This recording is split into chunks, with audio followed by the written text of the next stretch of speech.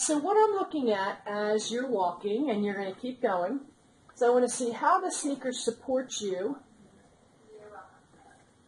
before we put an orthotic in the sneaker.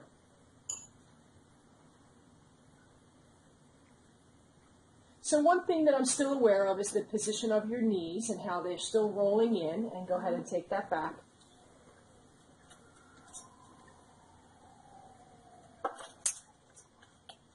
And then come on back. Face the table for me. What I'm going to ask you to do is just 2 hands for support. First thing I want you to do is just raise up on your tippy toes on both legs and then down. And then after that, we're going to take your right leg off the ground. I just want to see you raise up on the heel of the one foot. I'm going to measure that. And so first let me see you bring both feet up off the ground. Hold on for support.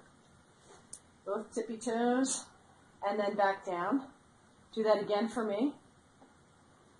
Okay, and then back down. Now, I'd like to see your right leg on the ground, left leg off the ground. And let's have you just bend it behind you, but hold on for support. And let me see you raise up on your tippy toes. And then down. And then again. And then down. And one more time for me, Erin. Raise up, hold that there. Okay. 3 1/4 and down. One thing that I'm noticing on here is that your heel bone is supposed to invert immediately when you raise up on your toes. And yours doesn't happen that way. It happens very, very late in the cycle. And that's also because of the inefficient system that you have going on in your posterior tibialis tendon. So let's switch to the left and get your right leg off the ground. And then come down and come up again. And come down. Joe on the right, if you'll mark 3 1/4 on her heel raise on the right, and a very late inversion. And then on the left, that's really hardly any inversion. Go ahead and come up again. It's very, very minimal at the end of it's very late again, and she is also 3 1/4 on the heel raises. All right, Erin. So I want you to stand for me now in this position. And I want you just to bend your knees, and I want to just see, keep your heels on the ground for me. Go ahead and bend. Great. And stay in that position for me. One of the things I want to look at and see is, are you translating at least 10 degrees the tibia over the foot? And you are. And then come on back up. Let me check that on the other side as well. Go ahead and bend again.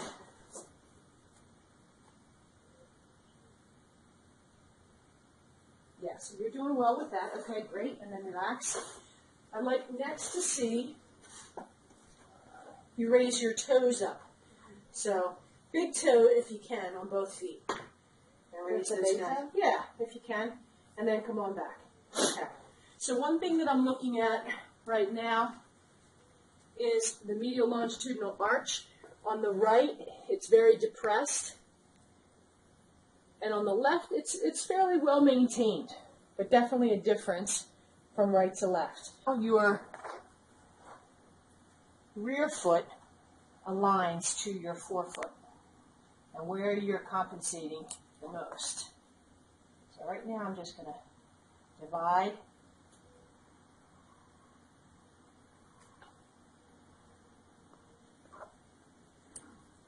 And Josette, can you write some of these down for me?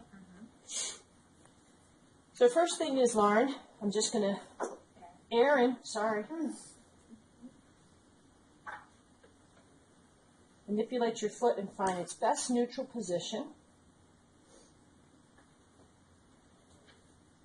And in the best neutral position, you have a very nice straight rear foot. So 0, Joe, is the alignment on her rear foot, so she's really well matched in that regard.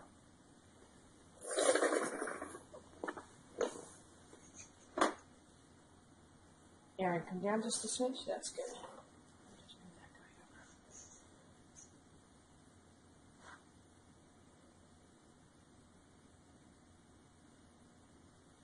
over. Okay, so in that same neutral alignment here, we're going to come down and look at the forefoot And she does have a 4-foot varus, though it's not beyond the normal limits. On the 4-foot varus, she has about 8 degrees of 4-foot varus, and 10 is the normal limits there. She does have callousing on the 5th MP joint and also on the medial surface of the big toe.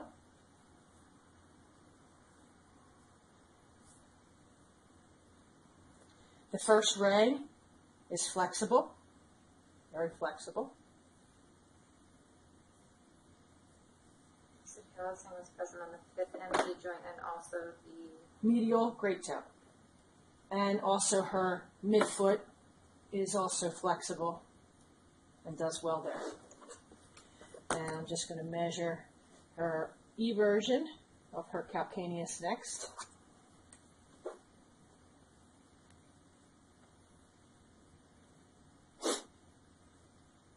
And eversion looks to be about 12 degrees. And this is on the right. And the inversion of the calcaneus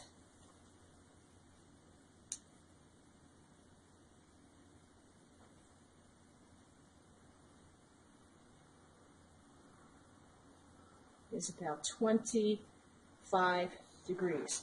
So pretty normal relationship, Erin. Your foot should be able to invert about twice the amount that it can evert. So that all looks pretty decent for you. I'm going to cast you now for the orthotics. The cast material is going to feel nice and sloppy and wet, and I'm going to manipulate your foot just like I did when I was looking at some of your measurements. So you will just relax that foot. I'm going to move the other one out of the way a bit and enjoy being casted.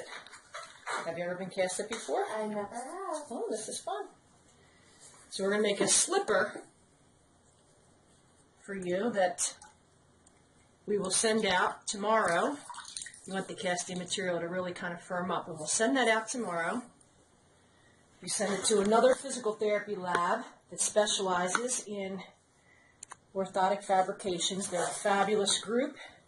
They individualize every orthotic that's made, and that is a great partner of ours. They're up in Carlisle. What's important is that some labs, when they make orthotics, they digitalize the orthotics and they take what's called a mirror of one foot compared to the other, and they make the image the same, where this and everybody's feet are slightly different, left versus right.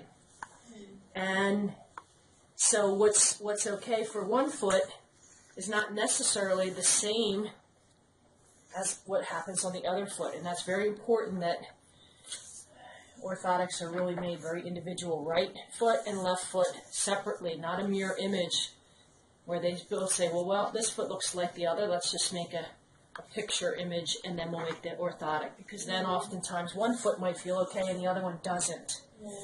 So right now we're just putting the casting material on for your slipper.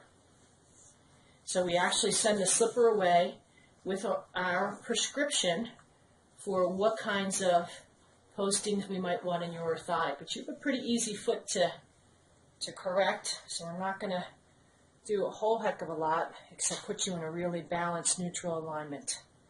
So that's what I'm going to do right this second.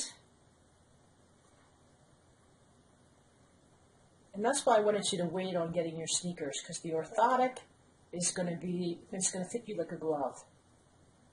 Does my foot have the tendency to roll outward or inward? No, it has the tendency to roll inward.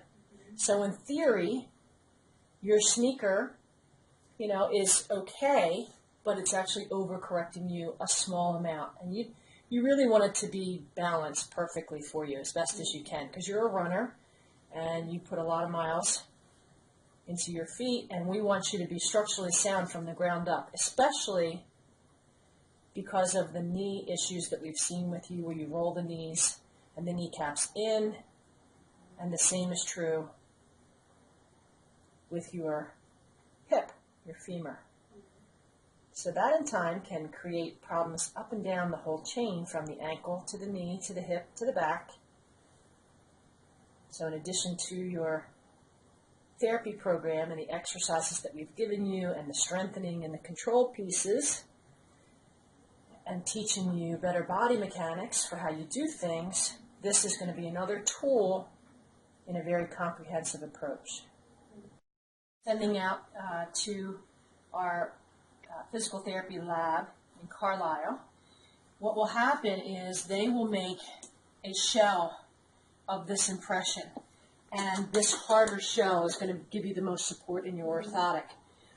You don't need this, but this is a metatarsal pad, but just to give you the understanding, the shell goes into then a bottom cover that's made of a EVA puff material and also a top cover.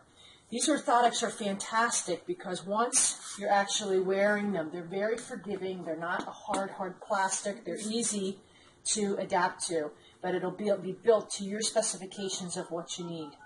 And then if, for whatever reason, you're going to break these orthotics in over the course of a couple weeks, and if for whatever reason they're not fitting you exactly right, which I haven't had any issues with that yet, I can triage this and just take down the edge just a little bit, but I think you're going to be in pretty good shape. I would recommend waiting to get the sneakers until we get the orthotics, and then you can take them, and then we'll give you our best recommendation for what sneakers to wear.